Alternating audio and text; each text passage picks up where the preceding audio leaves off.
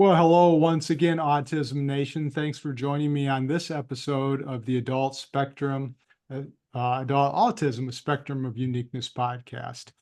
Today, I am joined by Casey Davis and Jessica Moore of Autism Tennessee, and welcome to the podcast. Thank you for having us. Thank Of you. course. Glad to be here. So there's this organization called Autism Tennessee, which both of you are a part of. And I wonder if you could just tell us a little bit about what is this organization, how did it get started, and sort of how it's grown over the years, what types of things that you folks do. Sure. So I'm the executive director. I've been with Autism Tennessee since 2018. So I'll tell you a little bit about the history of the organization. We were originally formed back in mid 90s by a group of moms who met each other waiting in waiting rooms while their children were in therapy sessions. Okay. From there, they just decided sharing resources with one another and felt like if they needed these resources, so did other families and other autistic people. So they decided to kind of form a small support group. And so we've grown since then. That support group became a small nonprofit in 2008 and just has evolved since then. Our kind of bread and butter program back in the day is still what we kind of is at the heart of Autism Tennessee today, which is our helpline. But we offer a number of different types of programs as well. I'll let Casey talk about the programs that she leads. We've got, teen and adult programs, or really we call them self-advocate programs now. I'm still getting that language in my head. We do family social networking opportunities, community-based fun events. We do a number of different programs that impact the community. Tell me a little bit before we move on to Casey, or maybe Casey can talk about this, about the helpline. Is that what you called it? Tell us a little bit about that. I didn't know anything about that, but sounds interesting. Yeah, so helpline kind of stemmed from that original group of moms where they were taking resources and putting them into printed newsletter form. Like they were literally typing them out and snail mailing them out to anyone who would want to receive it.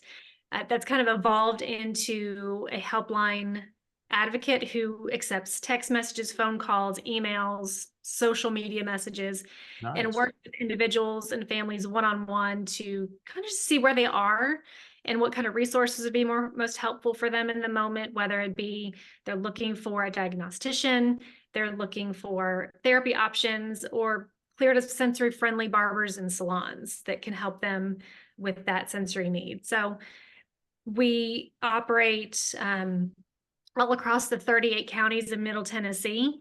So we try to keep that information and resource database updated as best we can. We do rely on the help of the community to kind of filter in, new resources to us. But the resource database that we have right now has over 800 unique entries.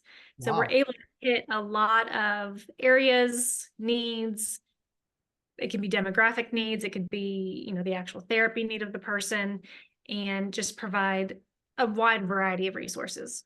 That's awesome. That reminds me of I just had a conversation with a gentleman who works up in Michigan with the Autism Alliance of Michigan. And they have something similar to what you were just talking about there, Jessica. And they have what are called, they refer to themselves as autism navigators. So people who are in need of resources can contact them and they'll kind of help them navigate their way to whatever the resource is. So this sounds like it's very similar. What a nice resource for people. And I'll add that like our fastest growing segment of folks reaching out to Helpline are adults who are coming to the understanding later in life that they're autistic, either because they're finding something on social media and really it resonates with them, or their kid was diagnosed and now they're looking for someone to like evaluate them as an adult. So like just in the last 2 days, I think, like this is just an example, 2 days, 10 adults reaching out, figuring out later in life they're autistic, looking for resources. And I'll tell you more about like a community group later that we have that is specifically geared toward this community. So yes, that is like Wow. our fastest growing segment of people reaching out. It reminds me of, I may have mentioned this on another podcast episode, but about 20, 25 years ago, I had done a lot of psychological evaluations with kids for attention deficit disorder. And it never failed to amaze me that when I talked to the parents, they said, you know what, when I was a kid, I was just like that. Can I get evaluated too? And I wasn't doing those types of evaluations at the time. And I thought, boy, you should be able to get an evaluation. So I kind of learned how to do that. The same thing now is happening with autism, where I probably see probably about at least 2 patients a week who want to be evaluated for autism adults. So I think there's a growing need, a growing recognition, and a Mhm. growing need, obviously, for this. So that's awesome. Casey, did you want to say anything else about services, other types of services, or any types of programs that you offer through Autism Tennessee?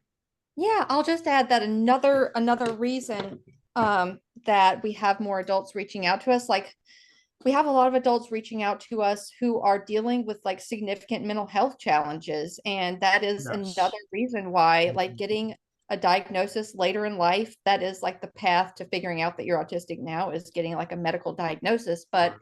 a lot of us are not just finding stuff on social media or figuring out our kids are autistic, but we are in a point in life where we have reached burnout. Literally, our bodies and our minds can't mask anymore. Yeah. And we are coming to this understanding because we really need some supports. So that's another like really important um, like impact that the helpline has. But we have a lot more programs I'm excited to tell you about. I know you had a second question. Do you want me to like skip over that one and talk more about our Yeah. programs? Yeah. Okay. Go ahead. Yeah, so I'll just introduce myself. I'm Casey Davis. I'm the adult program director at Autism Tennessee, and I've been with Autism Tennessee for about 7 months. Um, Actually, I was professionally identified as autistic almost 3 years ago, and that day in my life and those 8 weeks surrounding it were really like the most transformative Mm-hmm. weeks of my life. And I don't even have words for it, but I was one of those people who was dealing with some mental health challenges and had reached that burnout experience and was like, what going through the diagnosis process just helped me better understand myself and figure out how to better care for myself. So it was a truly life-changing experience for me. And Mm-hmm. since then, I've like completely redesigned my life to better fit my Wow. neurotype, including a career change. So for that first year after getting my diagnosis, I was still in that burnout period, trying to Mhm. like recover. But you know, I would call my sister, who actually worked with autistic kids at the time, and was like, "How do I become a self advocate? How do I do this?" And I was just trying to figure out how can I, get involved in the community? How do Mhm. I like help build public understanding and acceptance of autistic culture and life? And so that eventually led me to Autism Tennessee, who I'd kind of been following because it was one of the top resources that my Mhm. psychologist recommended when I got my diagnosis. And I saw Autism Tennessee had this connect group for autistic adults. And I went to one of their gatherings. I made a friend, another person who was late discovered autistic. And so I just like kept following Autism Tennessee, saw like the work they were doing to really engage with the autistic community, like being able to see, like compare how Autism Tennessee was like amplifying autistic perspectives, which is kind of in contrast to a lot of other autism organizations that are out there that historically have excluded a lot of autistic Yes. perspectives. So I was really inspired by the work Autism Tennessee was doing, obviously in part led by Jessica's leadership. And so I sent this random email to Jessica one day where I kind of had it. And I was like, I really want to work with y'all. And that led me to working with Autism Tennessee. So now I get to like live out my passion every day. Like really, autism advocacy has become my dedicated interest. Um, Wow. so now I facilitate several of our adult groups. We have a few different groups for autistic adults, including Right. Connect, which I earlier mentioned, which is open to all autistic adults. We meet online and in person every month. So ranging from like discussions about aspects of our artistic identity, how to become self-advocates, what does authentic communication mean, how do we build and maintain relationships authentically, to just like fun gatherings of like going to escape room or going to Zoolumination at the zoo. We're going to a Nashville Sounds baseball game Oh, how next fun. month. We have a dating workshop this month, and we're going to do a dating mixer in July. So lots of Wow. activities. We also have a group specifically for LGBTQIA plus autistic adults called the Mhm. Spectrum Connection, because there is a huge overlap between LGBTQIA plus community and the Mhm. autistic community. So we have a safe space specifically for that intersection of identity Great. that is led by my colleague Leah. Um, we also have a new group called Unveiling Autistic Identity, which is for late discovered autistic adults. We Hmm. have we meet once a month. That group, we just had our monthly meeting last night. We had 30 people. We've Wow. had over 80 people register for this group. We talked about burnout last night. We talked about masking the previous meeting. So it really is like for the first time for many of these people, um, feeling part of community and Mhm. together building that language and vocabulary for us to better advocate for ourselves and embrace our identity. And then we also have a program called Employ Me for autistic adults who are trying to navigate the employment landscape. As you may know, 50 to 85% of our community are either underemployed or Mhm. unemployed, primarily due to continued biases in hiring practices and exclusion of neurodivergent people in workplaces. Mhm. So this really is a systemic problem that we have to deal with on both sides. Yeah. But we have an Employ Me for Job Seekers program that helps like empower autistic folks to better understand and communicate our autistic strengths, decode the interview process, which is very much like a neurotypical social dance that right now, unfortunately, in many settings, we have to navigate, but Mhm. also how to self-advocate in the workplace and how to make change systemically. We're also trying to like tackle this other side where we're actually working with employers as well to help them better understand neurodiversity so that they can also benefit from the talents that our community brings. We also do like panel discussions and advocacy, but I'm just like monologuing right now, so I'll pause for a minute. You guys offer so many great programs. It's really amazing to hear about this, and it's too bad that people, well, I'm sure that you try to get the word out as best as you can about your organization, and there are so many people out there who could truly benefit from what you have to offer. And I wonder, we have a lot of people obviously outside of Tennessee who listen to this podcast, who might be listening to this right now, and they might have heard you talking about Connect and wondering, boy, I would love to participate in that online Connect. I can't drive to Tennessee, but I could do it online. Is that open to people outside of Tennessee as well? Yes, we have people in our groups that are in Minnesota, in Indiana, in Oh, Iowa, wow. in Georgia, because they don't have those resources locally. Right. So even though Autism Tennessee is primarily serving Middle Tennessee, like our board of directors member Desiree Dyer said at our annual After Bash event last week, we are really doing global work. Yes, that's very obvious. That's great. Well, let me kind of shift a little bit and I'll get, both of your perspectives.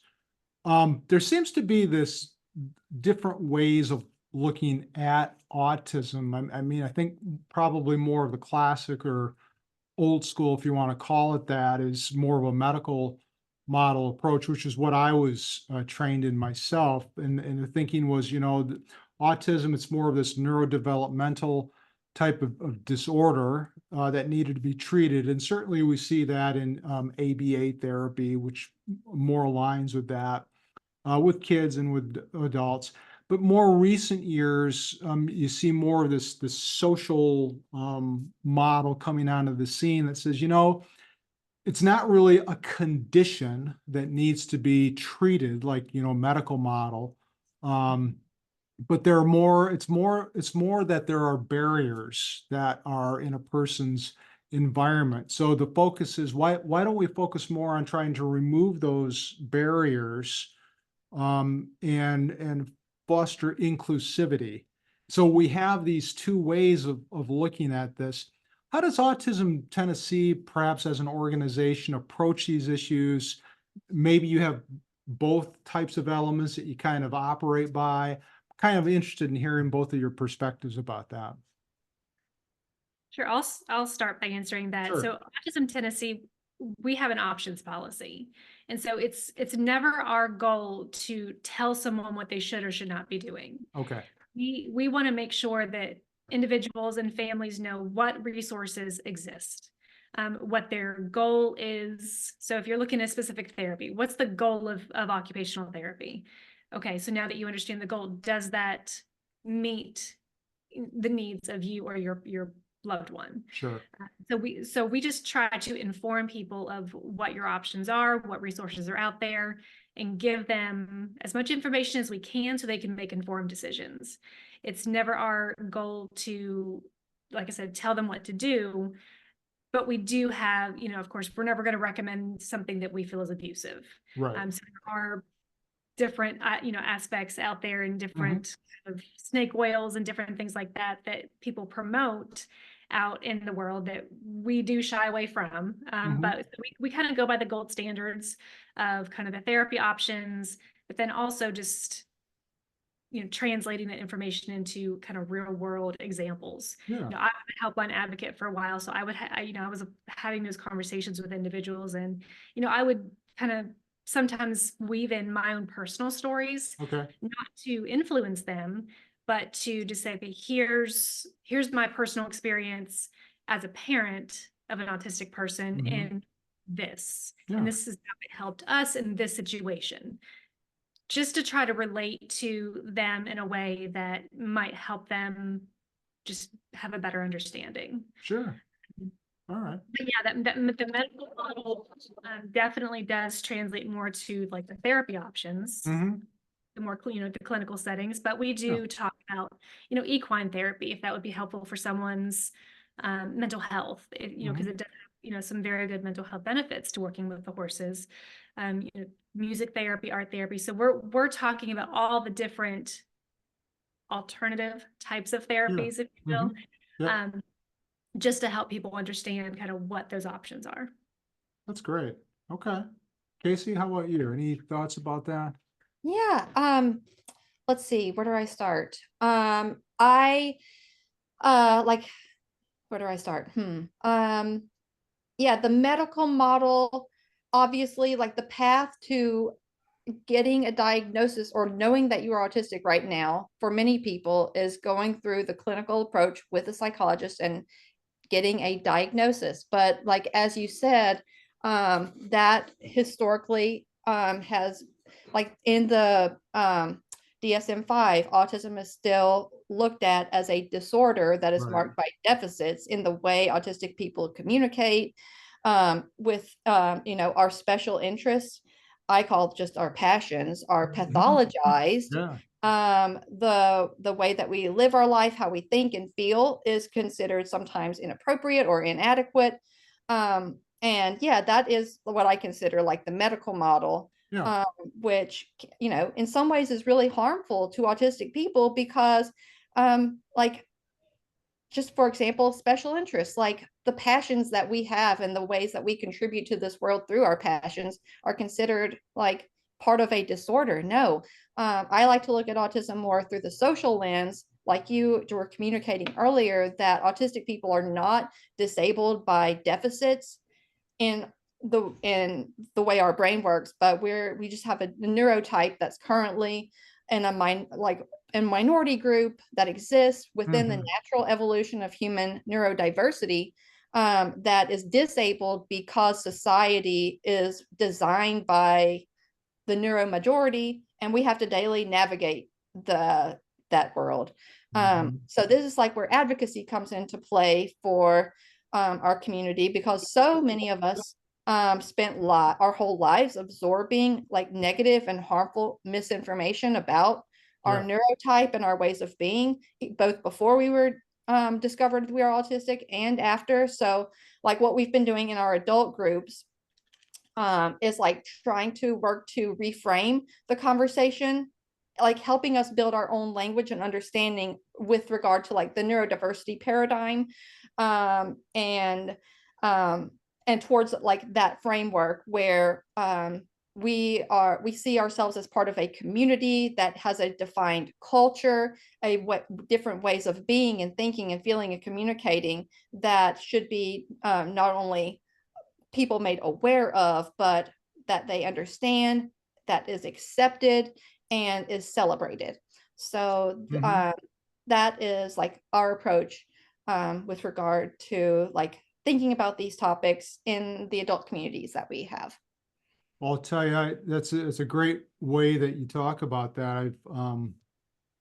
I told you before that I've been trained in the medical model, and so as a psychologist, I'm kind of used to looking at symptoms, behaviors for diagnostic purposes, like you were talking about, Casey. And but now that I'm kind of learning about other ways of looking at autism, it's kind of made me question what I'm doing and how I'm doing this. And I'll tell you, it's kind of thrown me into a tailspin of sorts, because it's like, what have I been doing all these years, and how do I reconcile these two things? Because medical model for some people is still necessary if they want to, let's say, get disability.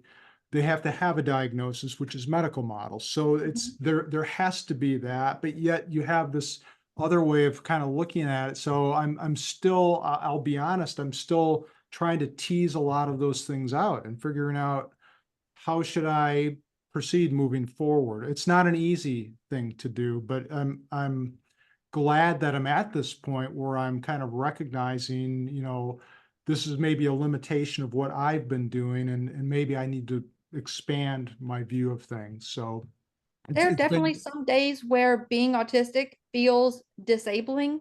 yeah, Um, and knowing, like having the diagnosis that I had the privilege of getting has been very validating for me. Like even though, when I got my report, it was 17 pages talking about my symptoms and my yeah. deficits, but having that person like validate me who has the Mhm. expertise in psychology made a huge difference for me. But like today we had one community member who received their report validating them as autistic later in life, and our group members were sending pictures of cakes that said congrats on the autism. So we celebrate it when we find out, many of us do. So Yes. I do know that a lot of people do, who maybe have higher support needs on a day-to-day basis, or maybe someone who has been unemployed and can't get a job. They feel like they're being autistic at this point in their life is more disabling for them. But again, like I think we can work together as a society to remove those barriers, like you were talking about, Yeah. not try to Yeah. fix the person. Jessica, I'm kind of curious, why advocacy is such an important part of your organization's mission. Um, and is your ambassador program a way that advocacy takes place? So we view advocacy in a number of ways, and helpline is one huge part of that, because Okay. I feel like the more that we can inform people, the better self-advocates they can be, or they can be advocates for their loved one. So making sure that people have the most up-to-date information, whether it's through helpline, whether it's through the social networking opportunities, through the family groups or the self-advocate groups. I mean, there's a number of ways that we help people become better advocates for themselves. So it is a huge part of what we do. Mhm. Our ambassador group of individuals, they play a huge role in helping us to extend our network as well. So they're the ones that are in these communities outside of, well, inside too, but mostly outside of Nashville, helping us set up at farmers markets, helping us to attend transition fairs at high schools. Mhm. Whatever the case may be, they're helping us get out into those communities where us as a staff, we can't physically be, Right. and helping to help connect those individuals and those families with the resources that we offer. So it's all about the information and getting it out there and making sure people have what they need to be successful. Yeah, you're extending your reach essentially is what you're doing that. Yeah, that's great. Wonderful. Well, Casey, you made mention of this a couple of times that you're a late identified autistic person. And I'm wondering what made you decide that, you know what, I want to get evaluated for autism, and how did Autism Tennessee kind of play into kind of shaping your role, your identity as an autistic person? Yes, so uh I can start with the things that I kind of put together after, well, okay. Bleh. I've always felt like an outsider. I Mhm. had trouble making and keeping friends. I had always had, especially after I moved out of my small town with bigger cities, like started having more sensory issues that I couldn't explain. Right. I've always had dedicated interests. I've always been pretty rigid with my routine and time. So those are kind of some of the typical characteristics that I didn't all write down together until I started having more frequent meltdowns, which I've had a lot of those over the course of my life, but I started having a lot more of them closer together. Okay. Like after the pandemic, like the first time I was around my family in over a year after the pandemic began, we had like this outdoor birthday party for my grandma, and like just being around people and trying to hold conversation with them, like trying to like maintain eye contact with them, which had always been an issue for me with eye Mhm. contact, but it like led me to having this major meltdown in front of like my entire family that lasted for multiple hours that I didn't have an explanation for or even a word for at the time. Right. But I started having more frequent experiences like that, which then I was like, I really would like to figure out why this is happening because it's pretty embarrassing and I don't know how to get these to stop. So then I went and pursued a diagnosis, or I went for like a consultation, and I came with this like list of bullet points that included some of the things I mentioned earlier. And the psychologist was like, well, it looks like you could potentially be autistic and come back in 8 weeks for an evaluation. Well, during that 8 weeks, I like purchased every single memoir by autistic folks I could find. I watched every Mhm. single YouTube video I could find. I read the academic literature from like the psychological You did the community. deep dive. I did the deep dive. I ended up with a 129-page single-space document organized by the DSM-5 criteria, mapping all of my experiences to that, because that's what exists right now. Yeah. Um, and then I like that, like all of that helped me to create, like, understand, sorry, have language and a vocabulary. Like, yes, that was a meltdown. You've had a lot of those. Yes, I had those at every conference I used to go to when I was around people for too long, or even though I love karaoke. Yes, I leave crying at the end of karaoke, like because of the sensory overwhelm. Yes, the reason I was having more of these meltdowns, I was in burnout because of and it's too long of an extended period without the supports and accommodations I needed, and living like a high stress life at that point. And so um all of that helped me learn, like, this is the neurotype that I've always had and there's a better way to live. And so then I like redesigned my life, and that's what I'm hoping that these community groups that we have at Autism Tennessee can help folks do, is better understand themselves, feel part of community, better having language to talk about their experiences, and becoming a self-advocate, and like making friends, and like getting like not feeling so isolated anymore. I'm guessing from hearing you talk that the work that you're doing for Autism Tennessee has probably helped you just as much as it helps all these individuals. Is that Is that a fair statement? Yes. Yeah. Yes, I don't have words to describe like how now doing this work that aligns with my dedicated interest or my passion or Right. special interest, if that's what you want to call it, has had a huge difference for me in my life. And I'm no longer in burnout, and I'm doing my passion every day and getting compensated for it. Which, like, if every autistic person could pursue their dedicated interest every day in a like employment situation and be Mm-hmm. paid for that, like, Yep. think about the amazing things that could come out of that passion. Yeah. So that would be, you know, I'm losing my words right now, but it would be an amazing world to live in if It every would autistic be. person could be compensated to pursue their dedicated interest. I agree. Mhm. Well, as we kind of wind this up, what is an idea maybe each one of you can kind of share one idea, one recommendation that you have for autistic people that are listening to this podcast? If my husband was sitting here instead of me, he would say, and I agree with him, which is why I'm bringing it up, is to really follow, if you're on social media, start researching and following actually autistic people.